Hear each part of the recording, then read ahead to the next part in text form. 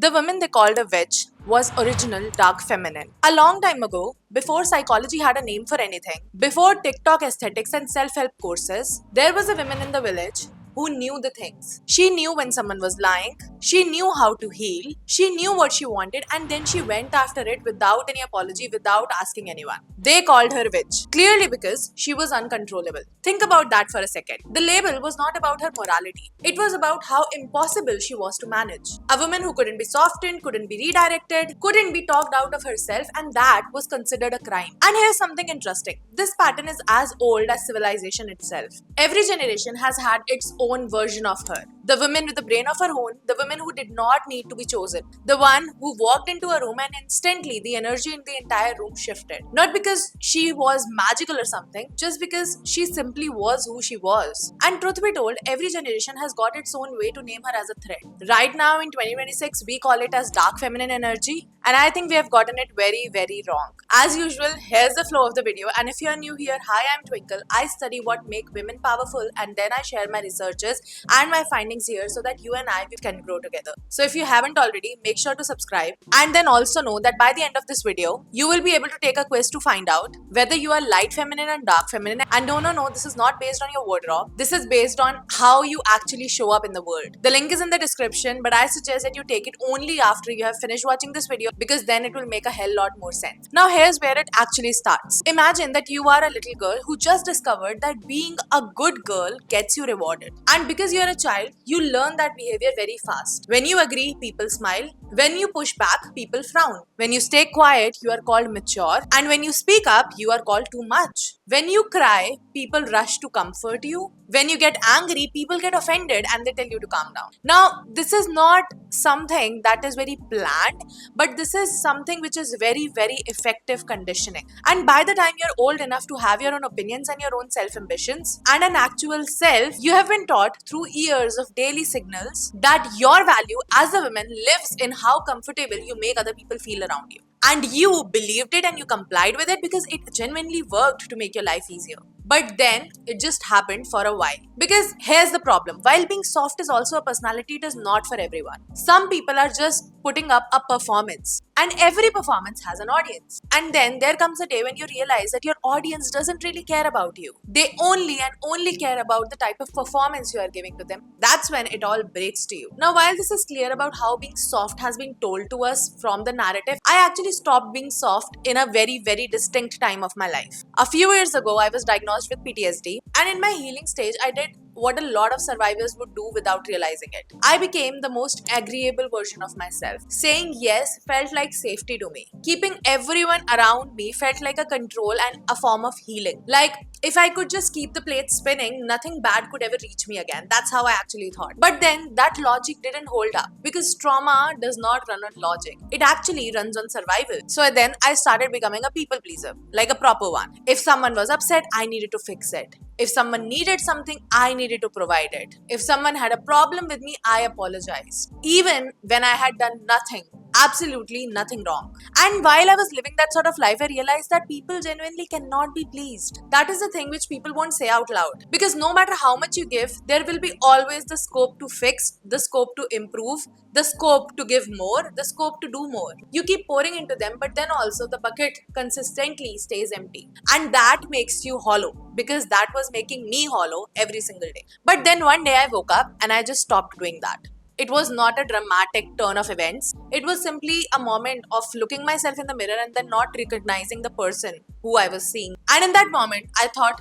for what? For who am I doing all of this? That was the beginning of everything for me.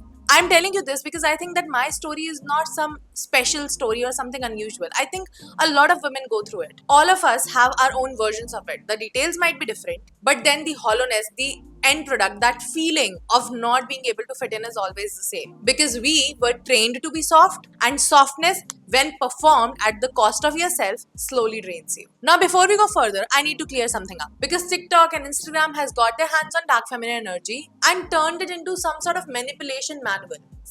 They're selling the narratives like, if you can be strategically silent, then you're gonna make him chase you. If you're gonna get into this dark psychology, you're gonna get into his head. They're teaching that mystery as a performance. They're teaching mystery as a performance switch that you turn on just to keep yourself more interesting. But that's not it. That's actually toxic femininity wearing this good outfit of being dark feminine. Because as far as I've understood, manipulation comes from weakness. Fear from the fact that if you simply existed as you are, you will not be enough. So you need to manipulate people. Whereas true dark feminine energy does not need to manipulate. It is too busy being entirely itself. Think about it this way. There's a difference between a woman who goes silent when she's calculating her next move and a woman who goes silent because she has simply decided that you do not get to hear what she's thinking. On the outside, you will see the same silence, but then the source of that silence is completely different. One is for the performance to manipulate you, the other is simply for the presence. The second woman, the one who just stays quiet because she doesn't want you to know everything that she is thinking, that is the type of women we are talking about.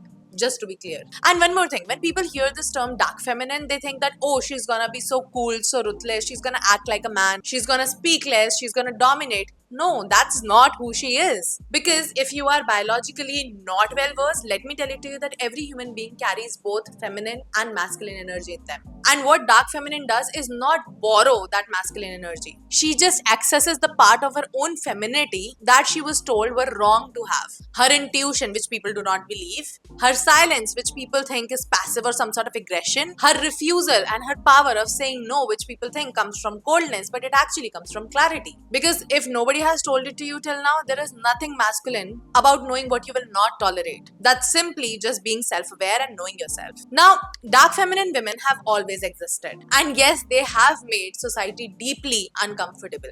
A woman with a brain of her own has always been treated as an outcast. I said what I said. And it is not because she is destructive, but because she just refused to grow in the direction that you or the society planted for her. So society sees her as a weed in the perfect societal garden where everybody is planted for a role to do. And no, weeds are not bad plants. Weeds simply just do not ask permission to exist. And every woman who was too opinionated, too ambitious, too unwilling to perform sweetness on demand got a label. In one century, she was called a witch. In another one, she was called hysterical, then difficult, then intimidating, and then a lot. The label changes every generation, but as I've told to you, the mechanism stays the same. It's because you are different from what you need to be. And because people cannot understand you, they name you as a problem. I want you to picture all the women that you already know are dark feminine. And it is not because they are telling it or they are selling that narrative or somebody has told you to watch them like that. It's because you just know that they are. And just to give you some references, here are some characters that I find dark feminine. Morticia Adams from Wednesday, Jessica Pearson in Suits,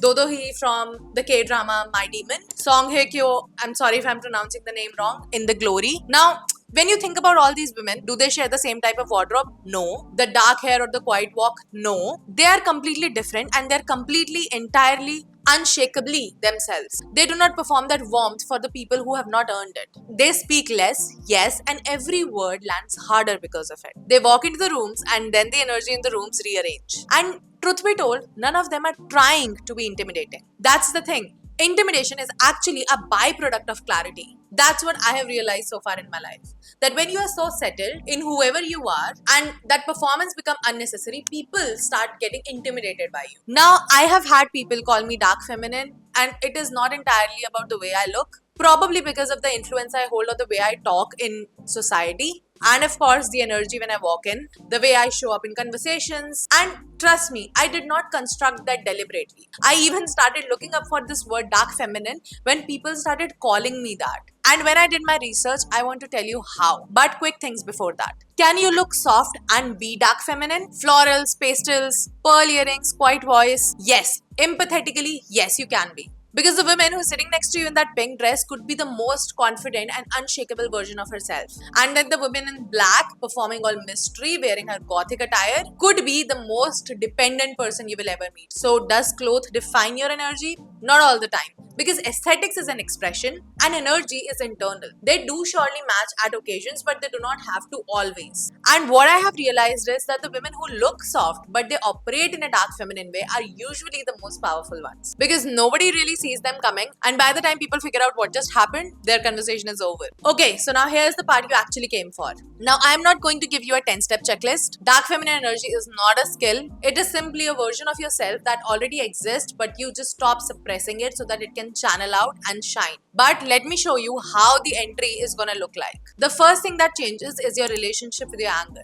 In our society, women are permitted to cry. Their sadness is permitted. When they're playing this victim card, they're seen as some noble creatures. And in some way, sad women are even celebrated in our society. But when women get angry, they make people nervous. So that's why we are always taught to swallow our anger, redirect it, and if in a fleeting moment we actually get angry, we have to apologize for it. But when you stop apologizing for your anger, it becomes one of the most useful things you can ever have. Because anger is information. It tells you exactly where your lines, where your boundaries are.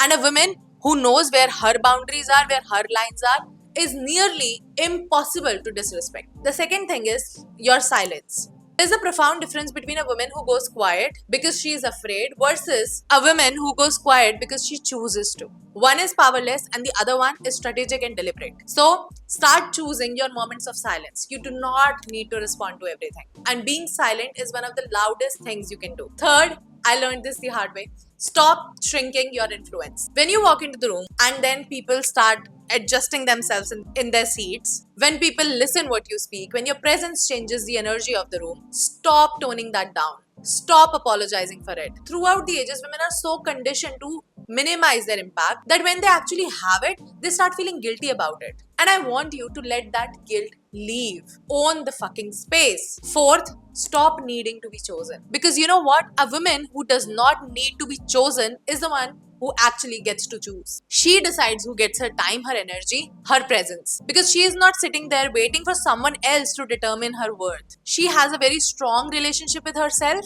And when you build that, everything will change in your life. Trust me. Practice that the word no needs no paragraph. If you do not agree with something, if you don't want to say something, just no.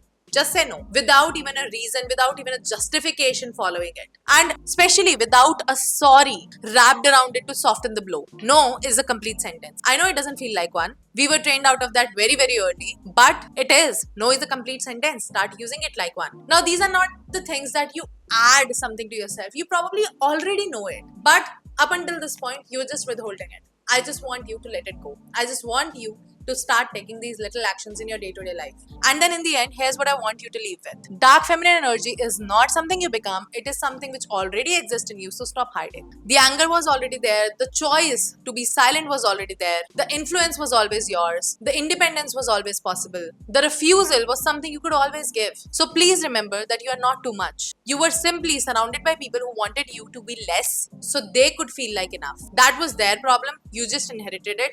Stop that cycle now. Now the question I want you to sit with is not that how do I become dark feminine? I've already given you like 5 simple tips for that. But the real question that I actually want you to think about is that who are you trying to make comfortable instead of yourself? And what would happen if you stopped? Now take the quiz in the description, see where it actually lands, and then let me know what sort of energy you have. And please remember the next time you catch yourself over explaining, softening an edge, or apologizing for taking up some space. So take the quiz in the description and let me know in the comments which sort of energy do you have. And also let me know if you have any questions, and I will see you next week.